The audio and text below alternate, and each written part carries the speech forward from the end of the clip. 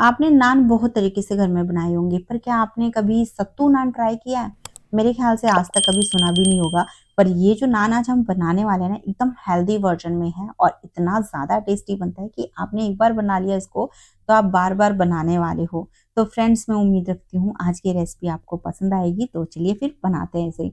तो नान बनाने के लिए सबसे पहले तो हमें आटा ही लगाना है, तो उसके लिए परात में हमें ले रही हूँ 2 कप गेहूँ का आटा। तो मैं इसको बिल्कुल हेल्दी बनाने वाली हूँ, इसलिए मैंने यहाँ पर गेहूँ का आटा यूज़ किया। आप चाहो तो यहाँ पर आधा गेहूँ का आटा और आधा मैदा भी ले सकते हो। अब इसमें थोड़ी-सी हम कैविटी बना लेंगे। उसके बाद इसमें डालेंगे 1 छोटी चम्मच देसी खांड, या फिर आप यहाँ पर पिसी हुई चीनी भी ले सकते हो। आधी छोटी चम्मच डालेंगे नमक, या फिर नमक को आप अपने टेस्ट के हिसाब से इसमें डाल देना, पर नमक डालते समय ध्यान रखना कि जो हम स्टफिंग बनाएंगे उसमें भी हमें नमक डालना है। 1 छोटी चम्मच बेकिंग पाउडर ऐड करेंगे, साथ में 1/4 छोटी चम्मच डालेंगे बेकिंग सोडा, और 1 तिहाई कप यानी करीबन 4 से 5 बड़े चम्मच इसमें हम डालेंगे दही। दही थोड़ा-सा खट्टा होगा, तो आपका जो नान है वो उतना ही ज़्यादा स्पंजी सा बनेगा। अब यहाँ मैं 1 टेबलस्पून ऑयल डाल रही हूँ। बस अब इन सारी चीज़ों को पहले हम मिक्स कर लेंगे, और उसके बाद यहाँ मैंने लिया है पानी। आप चाहो तो यहाँ दूध भी ले सकते हो इसकी जगह पर। अब इस पानी को हम इसमें थोड़ा-थोड़ा करके डालेंगे, और पहले सूखा जो ये आटा है इसको इकट्ठा कर लेंगे। उसके बाद इस आटे को कम से कम 4 से 5 मिनट अच्छे से मसलते हुए एक इसका चिकना और मीडियम आटा लगा लेंगे। जैसे हम नॉर्मल रोज़ डेली रोटी बनाने के लिए जो आटा लगाते हैं ना, बिल्कुल वैसा ही आटा हमें इसके लिए लगाना है। अगर आप यहाँ पर ज़्यादा सॉफ्ट आटा लगा दोगे तो आपका जो नान है उसको बेलने में आपको दिक्कत आएगी। अगर आप ज़्यादा टाइट लगा दोगे तो जो आपका नान है वो थोड़ा-सा हार्ड हो जाएगा। तो आपने इस तरीके का थोड़ा-सा मीडियम आटा ये गूँथना है। इस आटे को गूँथने के लिए मैंने करीबन आधा कप पानी लिया था, उसमें से 1 से 1.5 टेबलस्पून पानी मुझे बच गया। आपको हो सकता है ये भी लग जाए, ये आटे की जो क्वालिटी है उसके ऊपर डिपेंड करता है। बस अब इस आटे को हम गीले कपड़े के साथ कवर करके करीबन आधा से पौना घंटा के लिए रख देंगे, ताकि आटा हल्का-सा फर्मेंट हो जाए। अब जब तक आटे को हमने रेस्ट पे रखा हुआ है, हम इसके लिए सत्तू की स्टफिंग बना लेंगे। तो उसके लिए हमें लेना है 1 कप सत्तू। तो सत्तू बनाना बहुत आसान है, सिंपल। इस तरीके के जो ये भुने हुए चने होते हैं ना, इनको आप मिक्सी में डालो और अच्छे से पीस लो, तो इस तरीके का आपको बिल्कुल फाइन सा ये पाउडर मिल जाएगा। अब इस पाउडर को आप चाहो तो छान लो, नहीं तो आप मेरी तरह बिना छना भी यूज़ कर सकते हो।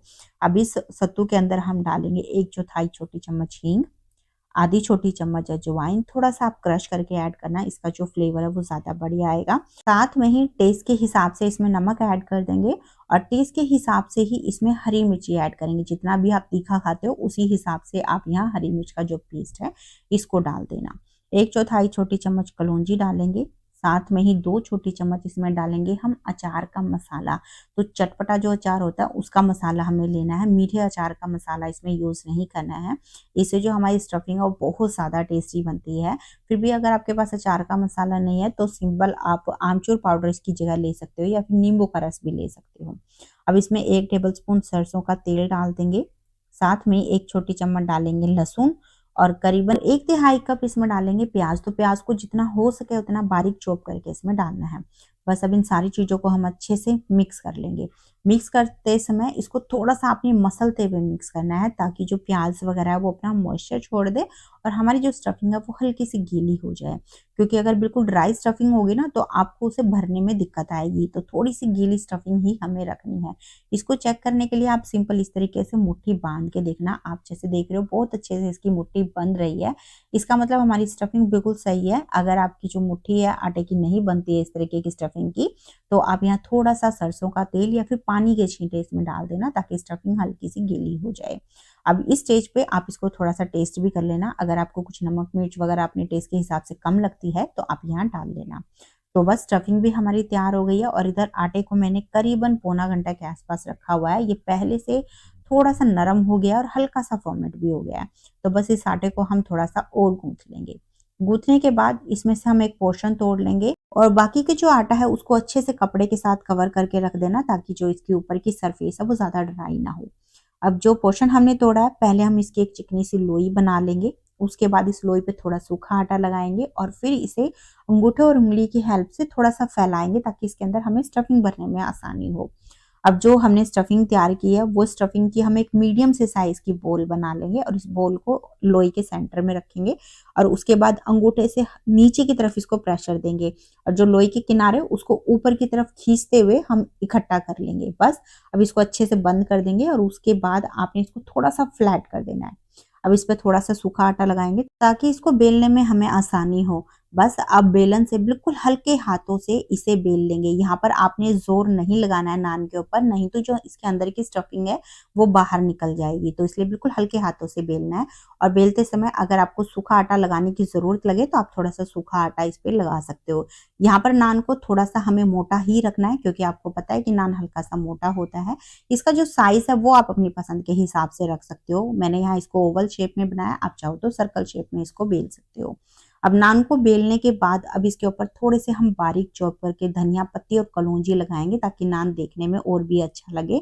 आप चाहो तो यहाँ पर थोड़े से चिली फ्लेक्स या ओरिगेनो डाल सकते हो, बारीक चॉप के लहसुन भी ऐड कर सकते हो या फिर कोई और फ्लेवर जो आपको पसंद हो वो आप यहाँ पर नान के ऊपर लगा सकते हो। अब अपने हाथों पे थोड़ा सा हम पानी लगाकर इस तरीके से लहसुन और कलौंजी को थोड़ा सा दबा देंगे ताकि ये नान के अंदर अच्छे से चिपक जाए और जब इसको हम सेके तो ये बाहर ना आए।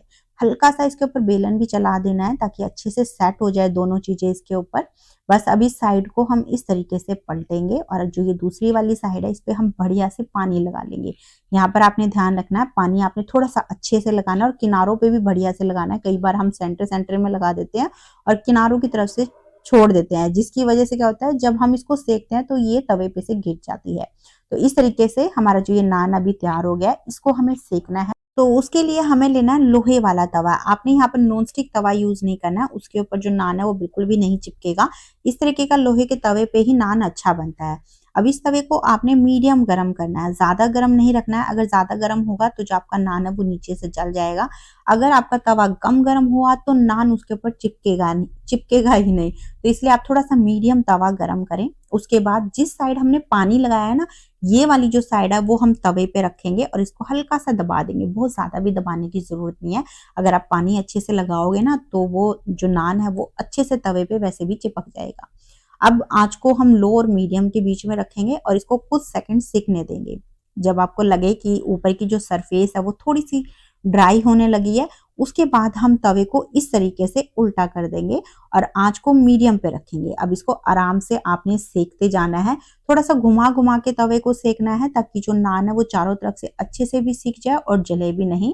किनारों की जो साइड है उसको सेकने में थोड़ी सी दिक्कत आती है, तो उस स्टेज पे आप आंच को बिल्कुल फुल कर देना और जो तवा है उसको थोड़ा सा सीधा करना ताकि जो किनारे हैं वो भी अच्छे से यहाँ पर सिक जाए। यहाँ पर ध्यान रखना कि आपने नान को थोड़ा सा आराम से सेकना है क्योंकि नान थोड़ा मोटा है। अगर आप इसको जल्दबाजी में सेकोगे ना तो हो सकता है अंदर से वो थोड़ा सा कच्चा रह जाए। अब नान को निकालने के लिए हम इस तरीके से एक पलटा लेंगे और इसको नान के नीचे की तरफ हल्का सा प्रेशर देते हुए हम निकाल लेंगे। देखिए बहुत आराम से निकल जाता है और आप देख सकते हो नान बिल्कुल भी नहीं जला है, अभी थोड़ा थोड़ा कहीं पे कच्चा है। तो बस अब इसे हम सीधा आंच पे डालेंगे और इसको सेक लेंगे जहां से भी ये कच्चा रहता है। तो बस ये हमारा जो नान है बहुत अच्छे से सिक गया है। अब गरम गरम में ही इसके ऊपर हम लगाएंगे बटर। आप चाहो तो यहाँ पर देसी घी भी लगा सकते हो, पर बटर के साथ नान का जो टेस्ट है वो ज्यादा अच्छा आता है। तो इसी तरीके से हम सारे जो नान है उन्हें बनाकर सेक लेंगे। तो ये हमारे जो सत्तू के नान है बनकर बिल्कुल तैयार है। आप देख सकते हैं नान कितने ज्यादा बढ़िया बने हैं, कोई देखकर या खा के बिल्कुल नहीं बता पाएगा कि ये आटे के नान बने हैं। और सत्तू की स्टफिंग देखिए आप, नान के बिल्कुल किनारे किनारे तक फैली हुई है। तो बहुत ही ज्यादा टेस्टी ये नान बने थे फ्रेंड्स। अब यहाँ इस नान को है ना मैंने लहसुन की चटनी के साथ सर्व किया है। आप इसे चोखा या फिर टमाटर की चटनी या फिर कोई भी ग्रेवी वाली सब्जी के साथ सर्व कर सकते हो, या फिर सिंपल बटर के साथ भी खाओगे ना तो भी बहुत मजे की लगेगी। तो आप इसे जरूर बनाना भाई, और बनाने के बाद अपना फीडबैक मेरे साथ शेयर करना बिल्कुल मत भूलना।